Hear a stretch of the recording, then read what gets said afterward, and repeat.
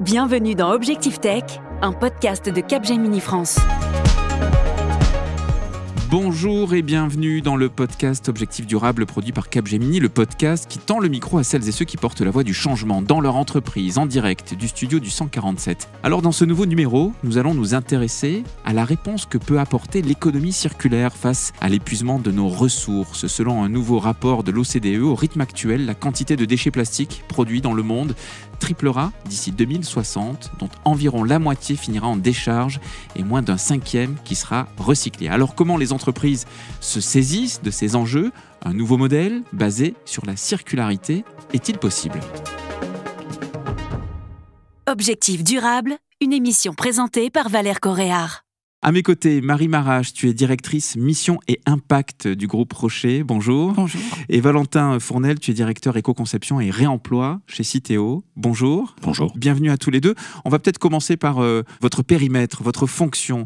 Marie Marache, que fait et quelles sont les prérogatives d'une directrice Mission et Impact chez Rocher? Alors moi je travaille pour le groupe Rocher, qui est donc une entreprise qui regroupe une dizaine de marques, dont les plus connues sur le marché français sont la marque Yves Rocher et Petit Bateau. La directrice Mission et Impact, comme je suis dans une entreprise à mission, depuis 2019, on s'occupe de définir le cadre stratégique autour des enjeux de durabilité, en lien avec la stratégie d'entreprise, et on déploie ça au niveau de toutes les marques, de façon à les accompagner sur ces sujets. Oui, très transversal.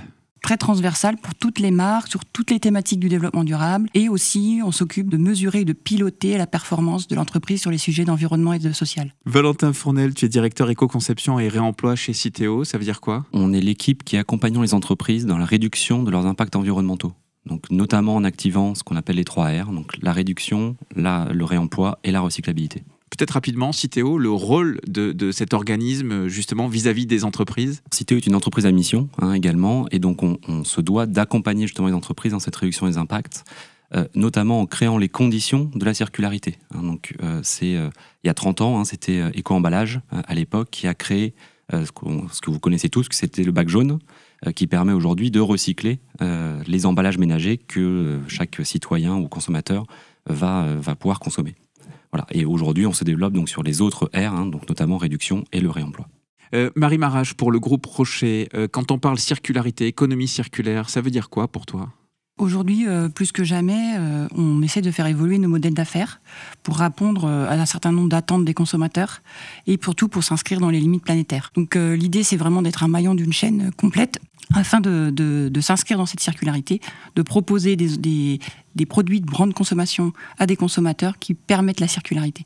Donc c'est ça l'ambition globalement sur ce sujet. C'est une ambition, c'est aussi une définition, Valentin Fournel, pour Citeo, économie circulaire, circularité. Tu as une autre définition?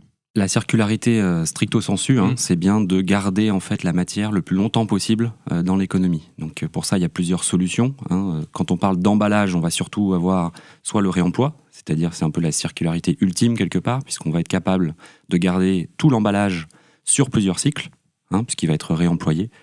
Et ensuite, quand le réemploi n'est plus possible, ou n'est pas possible tout simplement, alors le recyclage permet de garder cette matière-là dans les emballages, mais en recyclant cette matière, et donc en le réintégrant ensuite dans l'emballage. Maintenant, la circularité, c'est un des leviers de réduction des impacts environnementaux au sens large.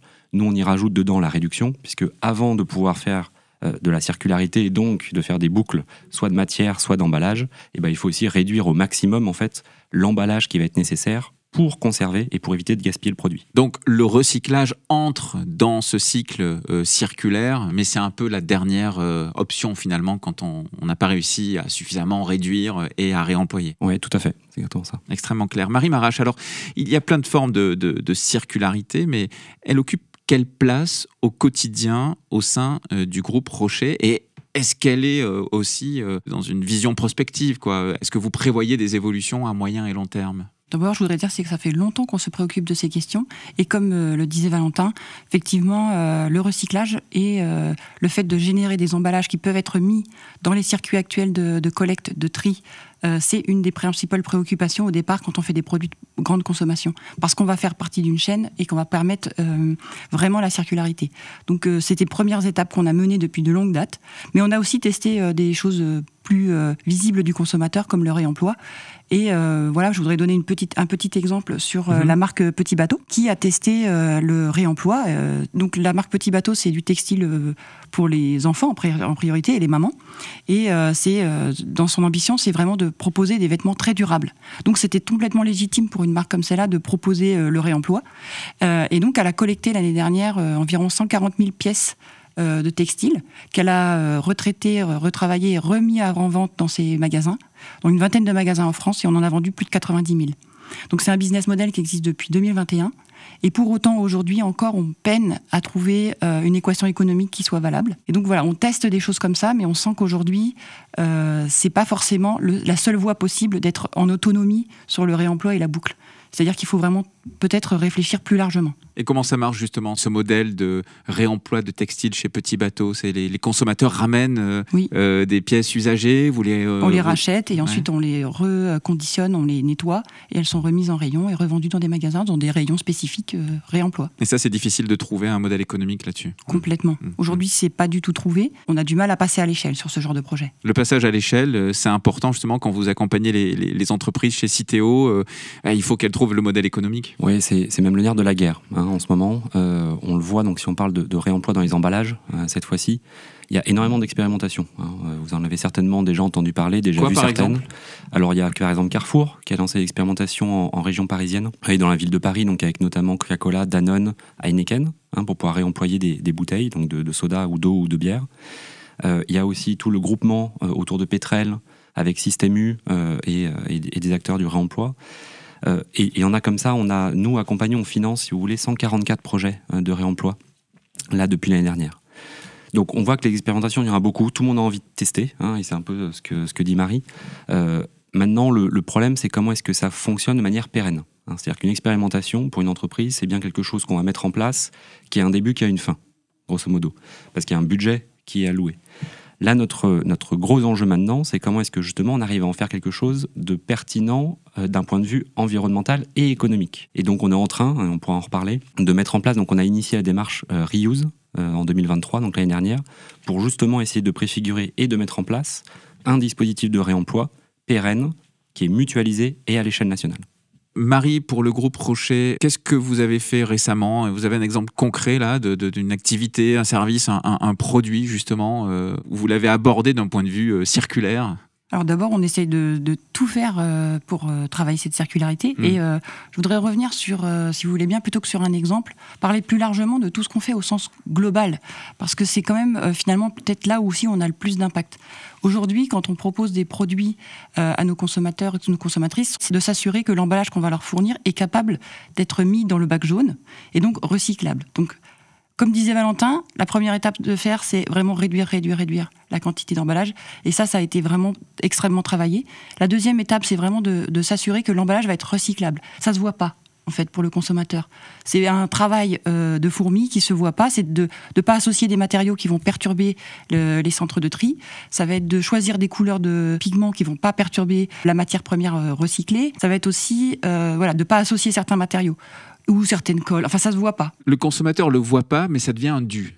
Il faut que ce soit recyclable quand même. Oui, mais non, mais c'est une attente du consommateur. C'est une attente, mais aujourd'hui, on va le mettre dans le bac jaune, qu'il le soit ou qu'il ne le soit pas. Et pour autant, ça va perturber les installations qui sont financées par Citeo derrière les centres de tri pour les collectivités. Donc nous, on s'est attaché en travaillant avec les consignes justement des recycleurs et fournis par Citeo à mettre en place des cahiers des charges pour nos développeurs packaging, de façon à s'interdire un certain nombre de choses qui vont perturber les filières de tri. Donc ça, une fois que vous avez mis des matières premières qui sont recyclables sur le marché, vous allez pouvoir y chercher de la matière première recyclée. Et là, la troisième étape, c'est de dire, OK, j'ai choisi des résines recyclables, je peux y insérer de la matière première recyclée. Et ce qu'a fait le groupe Rocher, c'est de faire ça depuis de longues années, et avec une antériorité qui lui a permis d'aller assez loin. On a commencé par en mettre un petit peu dans tous les flacons. Au départ, il y avait certaines marques qui ont choisi de faire 100% sur un produit. Nous, on a choisi d'en mettre un petit peu dans tous les produits. Ce qui a fait que ça a augmenté de beaucoup la quantité qu'on a utilisée. Et aujourd'hui, sur une marque comme Yves Rocher, on est sur tous les flacons 100% de matières premières recyclées. Et ça aussi, ça ne se voit pas pour le consommateur. Ça a un coût, c'est cher? C'est plus cher. Et donc, il y a un impact sur le prix final? C'est pas facile de le faire répercuter sur le prix final. Ça doit s'absorber par d'autres mesures d'éco-conception. Justement, donc chez Citeo, puisque vous, votre rôle, vos équipes, Valentin, c'est d'accompagner justement les entreprises dans ces domaines. Est-ce que tu constates que il y a souvent cette difficulté, tu parlais de modèle économique, à ne pas augmenter un prix final? C'est-à-dire comment faire en sorte d'absorber le coût, parce qu'on le sait bien souvent, c'est quand même des nouveaux procédés qui ont un coût au moins à la mise en place, j'imagine. Oui, alors il y a même un risque de double peine, c'est-à-dire non seulement ça coûte plus cher, mais en plus derrière on n'est pas sûr que le consommateur achète. C'est-à-dire qu'il soit convaincu en fait par cette solution. Je vais donner un exemple, surtout sur le sujet de la réduction, parce que c'est celui qui va peut-être être le plus visible par rapport à la recyclabilité, qui est effectivement les moins. Mais quand on va, donc par exemple, vous connaissez tous vos yaourts par 4, et ben à une époque ils avaient tous une cartonnette, un cavalier carton autour des yaourts par 4. Maintenant, il n'y en a quasiment plus, mais au début, ça a été difficile à mettre en place, parce que les premiers qui ont fait ce pas, c'est-à-dire de supprimer le cavalier carton autour de ces yaourts, et ben, ils ont perdu 20% de part de marché. Ça veut dire qu'on fait quand même des travaux, parce que ça a des impacts sur les lignes de conditionnement, donc ça a évidemment des coûts. Et derrière, en fait, on perd des parts de marché. Donc évidemment, c'est le pire, parce qu'on fait les efforts d'éco-conception, mais derrière, on n'arrive pas à convaincre, et donc en fait, on n'a pas d'impact en termes d'environnemental sur le marché. Et donc c'est là où il y a tout un pan absolument fondamental qui est comment est-ce que je communique ça auprès du consommateur. Donc par exemple, à cette époque, ce qui a été fait, c'est de repenser l'impression des pots de yaourt. Pour se dire, en fait, je vais faire comme si mes 4 pots ensemble, ça représentait un cavalier. Donc avec une impression différenciée sur les pots qui permettent d'apporter une image et donc d'être visible en fait en rayon et que le consommateur puisse s'y retrouver et ait envie en fait de choisir ce produit-là. Il y a aussi des entreprises, j'imagine, qui font un peu un coup marketing en lançant une expérimentation ou en voulant faire un peu mousser une initiative. Et puis derrière, ça peut faire flop. On sait qu'il y a une forme de défiance parfois vis-à-vis d'un certain nombre d'initiatives de grands acteurs économiques, à la fois de la part des consommateurs, des ONG. Ça, du coup, c'est pas non plus évident à gérer, j'imagine. Alors oui, bien sûr, après il faut tester. Pour trouver des solutions intéressantes, il faut de toute façon tester. Donc on en tire les enseignements. Ce qui est intéressant, c'est surtout que les entreprises, celles qui ont envie de partager les résultats, c'est ça que nous on va rechercher. C'est des gens, et le groupe Rocher fait partie clairement des entreprises qui sont les plus engagées et qui vont tester le plus de choses, que ce soit sur la réduction, sur le réemploi, sur la recyclabilité. Okay. Et nous, ça nous permet typiquement ensuite de faire ce partage de bonnes pratiques quelque part à tout l'écosystème, d'apprendre de ce qui n'a pas fonctionné. Ça nous permet justement de corriger le tir quelque part et d'apprendre de ce qui a fonctionné. Et donc de pouvoir ensuite le dupliquer au plus grand nombre. Comment vous travaillez ensemble justement, Citeo et Rocher? Alors typiquement, Citeo et le groupe Rocher, on travaille énormément ensemble. D'abord, il faut savoir que Citeo, c'est une émanation des entreprises. Ça vient répondre à un conseil d'administration qui sont des entreprises. Le financement comporte des malus et des bonus. Et donc, par ce type de financement, ils orientent aussi les industriels. Et du coup, c'est vraiment très intéressant de suivre avec eux comment ils ont fait leur tarification.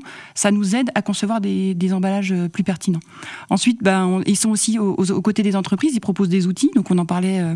Ce sont des outils qui accompagnent les équipes de développement packaging, par exemple, avec des outils simplifiés d'analyse de cycle de vie, des outils de test sur la recyclabilité. Donc, on est très friand des outils que met à notre disposition Citeo, mais on peut faire aussi des visites de centres de tri, par exemple, ensemble, où on va comprendre la fin de chaîne. Quand vous êtes en amont, c'est difficile de comprendre qu'est-ce qui va être bien ou mal, et donc c'est très bien de faire ces visites de terrain.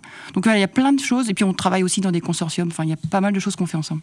Oui, je pense que de manière générale, notre accompagnement, on a différents niveaux. Il y a un niveau R&D, c'est-à-dire qu'on va faire des projets de R&D pour justement identifier les bonnes solutions. On va financer aussi des projets de R&D des entreprises. On va ensuite mettre à disposition donc, des outils, des guides, des recommandations, des accompagnements spécifiques auprès des entreprises pour les accompagner dans leur meilleur choix d'emballage. C'est donc le cas notamment des outils comme Tri ou comme Bi. Et puis le dernier levier, c'est bien cette incitation économique, financière, via des appels à projets ou via effectivement le tarif et l'éco-modulation qui nous permettent de mettre des bonus, des malus sur des solutions qui sont plus ou moins pertinentes. Marie Marache, donc tu es directrice mission et impact pour le groupe Rocher. Comment on passe à l'échelle? On a beaucoup parlé là d'expérimentation, c'est important. Qu'est-ce que tu peux faire comme retour d'expérience, de procédés qui ont fonctionné et où vous avez réussi à les passer à l'échelle? Quels sont les freins? Parce que c'est quand même ça l'enjeu, que ce soit vous à votre échelle, mais aussi finalement des autres opérateurs. Et c'est peut-être là que Citeo va faire aussi du partage d'expérience, j'imagine. j'imagine. Comme tu le disais, on a testé quand même pas mal de choses. Donc le vrac en magasin, la collecte d'emballage dans nos magasins Yves Rocher par exemple. On a collecté des emballages de maquillage de toutes marques pendant plusieurs années. On en est arrivé à 2 tonnes de collecte d'emballage qu'on a ensuite surtrié pour collecter. On a testé les recharges. Là, on vient de lancer des nouvelles recharges, notamment chez Stanome, sur des déodorants Roll-On. On vend des recharges qui sont le double du volume, donc ça permet de les réemployer plusieurs fois. Ce qui compte vraiment, c'est qu'on arrive à pousser ces démarches et accompagner le geste consommateur. Parce qu'en fait, c'est le premier geste d'achat, ça marche, mais comment on implique le réachat, comment on s'habitue, qu'on ancre ces gestes-là dans le quotidien des consommatrices et des consommateurs. Et ça va être vraiment un des premiers leviers. Et le deuxième levier, c'est que concrètement, on voit beaucoup, on imagine beaucoup le circulaire comme du réemploi. On voit beaucoup cette partie-là, mais pour moi, ça peut pas être chaque marque qui fait du réemploi de ses propres produits. Ça ne peut pas fonctionner. D'abord, pour des impacts environnementaux, ça serait pas logique parce qu'avec toute la reverse logistique que ça implique, chaque magasin peut pas devenir un centre de gestion de déchets. C'est pas ça qu'on veut. Et donc, il faut qu'on travaille ensemble. Il y a aucune autre solution pour que vraiment on passe à l'échelle que de se rendre compte que chacun des industriels, mais aussi l'amont, nos fournisseurs, nos partenaires, l'aval, nos magasins, nos franchisés, en fait, on travaille vraiment de façon, et nos concurrents d'ailleurs, pour travailler plus en coopétition. Et c'est vraiment un mouvement collectif. Si on est un maillon de la chaîne et qu'on travaille tous ensemble, là, on va pouvoir passer à l'échelle. Ça, c'est intéressant. Ça voudrait dire peut-être demain ou après-demain, finalement, qu'on puisse recharger nos flacons de tous les contenants possibles imaginables, notamment Yves Rocher, mais pas seulement chez Yves Rocher, ailleurs et vice-versa. C'est ça l'idée ? L'idée, c'est que effectivement, si on va vers des solutions de réemploi, il faut que ça soit intermarque, mais aussi si on va vers de la consigne, par exemple. L'idée c'est une vieille idée finalement, de retourner sur des choses qui ont marché par le passé. Et donc c'est pour ça qu'on participe avec justement la marque Yves Rocher sur un consortium intermarque sur des tests autour de la consigne verre pour le pot de soin visage. Et on essaie de voir... D'ailleurs, c'est financé en partie par Citeo. Et l'idée, c'est vraiment de tester l'appétence des consommateurs à rapporter leur pot et de voir tous les leviers pour pouvoir améliorer et créer cette dynamique collective. Est-ce que, Valentin, tu y crois à cette hypothèse qu'un jour, il y ait véritablement une coopération transverse pour qu'il y ait une vraie rupture de marché ? Oui, bien sûr. Oui, non seulement on y croit, mais en plus, on se mobilise pour le faire. C'est-à-dire que je parlais de Reuse tout à l'heure, c'est l'initiative qu'on a lancée l'année dernière, et qui vise justement à ça. C'est-à-dire que le constat était de se dire, si tout le monde, mais ce que vient de dire Marie, si tout le monde essaye de faire du réemploi tout seul dans son coin, en fait, ça ne marchera pas et ce sera jamais intéressant d'un point de vue ni économique ni environnemental. Et donc, c'est pour ça qu'on a lancé Reuse, qui a permis, sur toute l'année dernière, donc tout 2023, de préfigurer un dispositif mutualisé national de réemploi pour des emballages alimentaires en verre. Au début en verre, puis ensuite, il y aura d'autres matériaux pour les emballages réemployables. Il y aura du plastique, de l'inox et toujours du verre, évidemment. Maintenant, là, on est dans cette phase 2024-2025 d'activation. Donc, on a réussi à s'entendre avec tout l'écosystème, c'est-à-dire qu'on avait un copil avec une quinzaine d'entreprises pionnières du réemploi.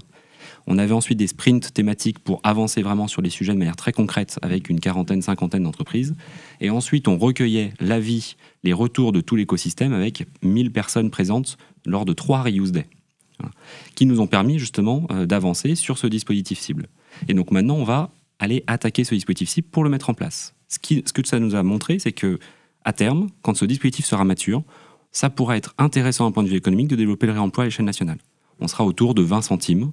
Mais ça donnerait quoi pour le consommateur final si ça marche ? Et donc pour le consommateur final, ce que ça veut dire, c'est qu'il y aura des produits vendus dans des emballages standardisés en verre. On est en train de développer des emballages standardisés qui vont pouvoir être utilisés par différentes entreprises. C'est-à-dire que potentiellement, je pourrais mettre dans un de mes pots, un bocal, je vais pouvoir mettre un jour de la compote. Parfois, ça va retourner donc, chez une entreprise comme Andros, par exemple. Ça pourrait aller dans une entreprise comme Ecotone, par exemple, qui va remplir d'autres types de produits. Et donc, le consommateur va pouvoir acheter ces emballages-là, va pouvoir les ramener en magasin. Donc, il y aura un système de récupération avec une consigne monétaire. Donc, il sera incité, du coup, à ramener son emballage, à le mettre soit en déconsignation manuelle, soit dans une machine faite pour ça.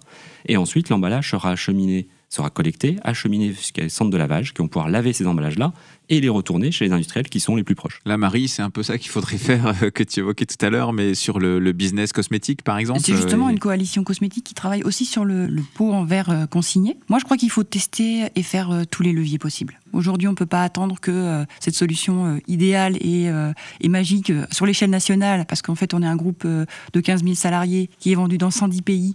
Donc, je ne peux pas me contenter de ces expérimentations, même si on est extrêmement intéressé et qu'on participe, qu'on y met de l'argent et du temps. Pour autant, il faut continuer sur tous les autres leviers. Donc, de travailler sur la réduction des emballages, de travailler sur l'incorporation de matières premières recyclées, de travailler avec nos partenaires amont pour des emballages industriels, parce qu'on a aussi cette partie qu'on ne voit pas. Mais nous, on essaie de recevoir nos emballages sur nos sites de conditionnement dans des emballages réemployables pour nos fournisseurs. Donc ça ne se voit pas.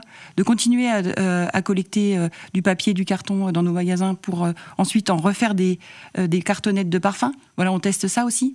On essaye vraiment de pousser tous les curseurs. Tant qu'on essaye de faire tout, on va voir lequel prend, lequel marche le mieux, lequel est le plus facile pour passer à l'échelle. On ne peut pas se contenter d'attendre que demain, peut-être un jour, on ait une consigne unique pour tous nos produits de soins, quoi. Merci beaucoup d'avoir accepté notre invitation. Marie Marrage, tu es directrice mission et impact dans le groupe Rocher. Et puis Valentin Fournel, directeur éco-conception et réemploi chez Citeo. Merci aussi à vous, chères auditrices, auditeurs, de nous écouter, toujours plus nombreux. Alors vous n'oubliez pas, des étoiles, des partages, des likes, tout ça c'est bien sûr bienvenu. Et puis ce podcast Objectif Durable fait avec et pour Capgemini, eh bien vous retrouvez un nouvel épisode très très bientôt.